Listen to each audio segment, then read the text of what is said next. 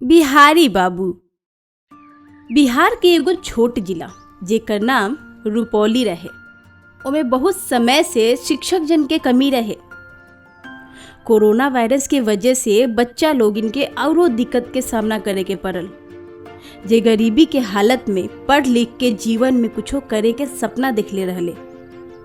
Virus के कारण कोनो बच्चा अपन घर से ना निकलत रहे और जे छोट मोट शिक्षक जन रहले उ लोग इन भी आवल बंद कर दिहले। बच्चा लोग इनके बहुत सारा दिक्कत के सामना करे के पड़ल, जैसे खुदे ही उ बच्चा लोग इन सवाल के समाधान करे के कोशिश में असफल हो जात रहले। पढ़े के समय बिजली चल जाए और कोनो समस्या होखे के समय केहू शिक्षक जन के आसपास ना होखल। माई देखा ना, फिर से बिजली चल गई। तू चिंता मत कर बबुआ, तनिका देर में आ जाई। देवकी और उनकर बेटा मोहन एगो कुटिया में रहत रहले।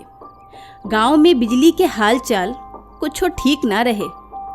बिजली रानी अपन मर्जी के मालकिन रही, कबो आवेली त कबो चल जाली।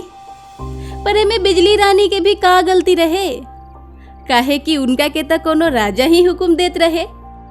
हमार कहे के मतलब बा कि सरकार तो सुविधा देले रहे, पर कुछो ऊंचा पद पर बैठल लोग के ई गंवारा ना रहे कि गांव के बच्चा लोगिन पढ़ लिख सके।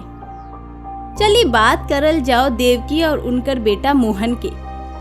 इतना मंद हालत में भी उ दोनों जान उम्मीद के सागर ना छोड़ले। बिजली गईला के बाद भी मोहन अपन माई के जरावल चूल्हा के रोशनी में पढ़े लगलन। कितना दिन ऐसे ही बीत गई और दिन महीना में, और एक दिन खबर आयल कि लॉकडाउन खुल गईल बा, पर जरूरी काम खातिर। पर अब तक स्कूल खुले के कोनो खबर ना आयल। मोहन के साथे बहुत बच्चा लोग उदास रहे लगले, काहे कि उ सब जानत रहले कि गरीब के एक दिन खराब होखला के मतलब बा कि एगो सदी खराब भइल। गांव के हालचाल बिगड़ल जात रहे। तब खबर आयल कि कुछ लोग गांव के दौरा करे और गांव वालन के तकलीफन के बारे में जाने खातिर आयल बारे। ऐसन कठिन परिस्थिति में भी बच्चा लोगिन शिक्षा पावे के उम्मीद ना छोड़ले। रौरा लोगिन के का दिक्कत होता? गांव में तो ठीक से बिजली भी ना रहेला, खाए के सामान भी हम बाहर से नहीं लिया सकत, और पानी के दिक्कत तो बहुते बाटे। जो कुछ बाटे ओही में गुजारा हो रहल बा। एक एक करके सब जना अपन परेशानी उस शहरी बाबू के बता देले, जेकरा सुनला के बाद सबनी जना के बात के समाधान निकली है। लोग ऐसन कह के गांव वालन के आश्वासन दे के चल गईले। कितना दिन बीत गई पर केहू वापस ना आयल, जेकरा बाद गांव वालन के एगो आखिरी उम्मीद भी खत्म हो गई। गांव वालन जैसे तैसे अपन गुजारा करत रहले। फिर एक दिन का रौरा लोग हमके बताएं कि ये बिजली विभाग के दफ्तर केने बा? जी आगे जाके रौरा दाएं घूम जाए। दाहिना का होला? तबे पीछे से मोहन आई। Go straight and then turn right. ओ, तोहरा के इंग्लिश आवेला? जी बस तनी तनी। बहुत बढ़िया, बहुत बढ़िया। अब हम चलत तानी, हमरा के आगे बहुते काम बा। ऐसन कह के विलियम वहाँ से चल गईलन। तनिका देर बाद विलियम बिजली विभाग पहुँच गईलन। वहाँ उ बतैलन कि गांव में बिजली के परेशानी दूर करेला आइल बारन, पर वहाँ के अधिकारी उनकर एगो बात ना मनले और उनका के वहाँ से रवाना कर दिले। विलियम के एगो बात तो समझ में आ गई कि गांव में अभी ले काहे सब कुछ ठीक नहीं खे। अब अकेला विलियम करस भी तक का करस। वो वापिस अपन सरकारी घर में चल गईलन और अगला दिन शहर जाए के तैयारी करे लगलन।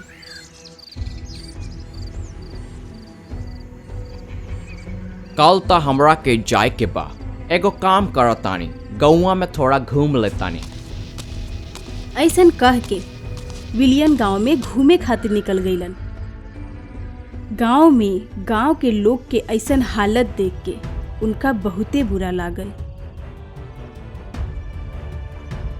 यहाँ के हालत तो बहुते ज्यादा खराब बा, ऐसा कैसे चली? पर हमारा हाथ में तो कुछो नहीं खे। विलियम बहुते उदास हो गईलन और वापिस अपना घरे चल गईलन। सुबह में वो अपन सामान पैक करके निकल गईलन। तबे रास्ता में उनका मोहन मिल गईलन। रौरा जा तानी? हाँ, अब यहाँ हमार कौनो काम नहीं खे। पर रौरा के तो बिजली ठीक करे के रहे नु। हाँ, पर यहाँ के लोग तो नहीं चाहत कि कौनो काम होखे। रौरा जा तानी? हमनी के चाहतनी सन यहाँ बिजली आवे, ना तो हमनी के अपन पढ़ाई कैसे करें सन। मोहन के बात सुन के विलियम के बहुते धक्का लागल। उ बुझ गई रहलन कि एमे गांव वालन के कोनो गलती नहीं खे, बल्कि एमे उ पद अधिकारी लोग के हाथ बा। जेकरा बाद विलियम एगो फैसला कैलन और उस सबनी के अपना पास वाला खेत में बुलैलन। विलियम के कहला पर मोहन सबनी जना के खेत में लेके चल गईलन। वहाँ जाके सब लोगिन देखले। आज से हम तोहरा लोग के शिक्षक हैं। उस शिक्षक होला। हाँ, उहे बानी, और हम ही आज से तोहरा लोगिन के पढ़ाएं। पर रौरा तो बिजली विभाग से बानी। हाँ, तक हम पढ़ा ना सकीला। हाँ, पर रौरा ऐसन काहे कहतानी? ई ता हमरा के भी नहीं पता, बस हम करतानी। पर बिजली? हमनी के दिन के रोशनी में पढ़ल जाए और रात के गांव में बिजली कैसे आए ओकर खोज करल जाए।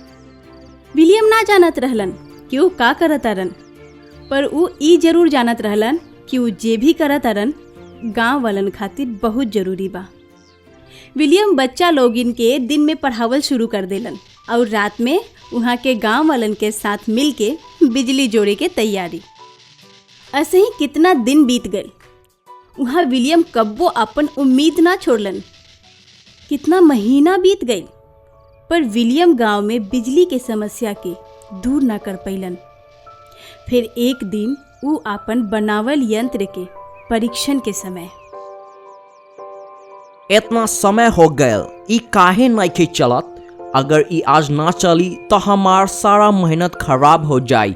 हमरा के कुछो करे के पड़ी, का करी समझ नहीं आवत। विलियम अपन यंत्र के परीक्षण कैलन, पर ऊ ना चलन। जेकरा देख के वो बहुते निराश हो गईलन कि तबही पास में पड़ल बोर्ड के तार मोहन जोड़ देलन। उसे पास में लागल बल्ब जर गई और गांव वालन के बीच एगो खुशी के लहर दौड़ गई।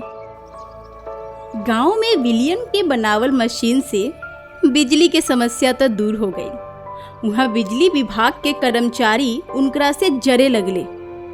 विलियम ना जानत रहले कि गांव में जिस दिन बिजली आइल बा वो दिन शिक्षक दिवस रहे, पर बच्चा लोग इनके याद रहे तो ऊ लोग पहले से ही एकर तैयारी कैले रहले। रौरा ई गाँव खातिर एगो मसीहा बन के आई बानी। ई शिक्षक दिवस पर हम रौरा खातिर कुछो करे के चाहतानी। हमनी के रौरा खातिर एगो तस्वीर बनैले बानी सन, ये हमनी के रौरा के देवे के चाहतानी सन। बिहारी बीबी ई का होला? ये बिहारी बाबू ना, बिहारी बाबू हा। रौरा हमनी के बिहारी बाबू बानी, जे कुछो कर सकीला। विलियम खुद के देवल सम्मान से बहुते भावुक हो गईलन। वो दिन वो कसम खैलन कि जे भी होखे वो ओ गांव से ना जइहन जब तक ओ गांव में सब कुछ ठीक ना हो जाए। साच ही कहेला लोग कि एगो शिक्षक दुनिया के बदले के हिम्मत रखेला। विलियम खुद एगो उदाहरण बारन। इस शिक्षक दिवस पर खुद से वादा करी लोगिन कि हमनी के उस सब शिक्षक जन के आदर करल जाई जे हमनी खातिर अपन जीवन प्रदान कैले बारे। अगर रउरा लोग इनके हमनी के कार्टून पसंद आवता तो एकरा के लाइक करी, शेयर करी और सब्सक्राइब भी करी। और हाँ, बेल आइकन दबावल मत भूले।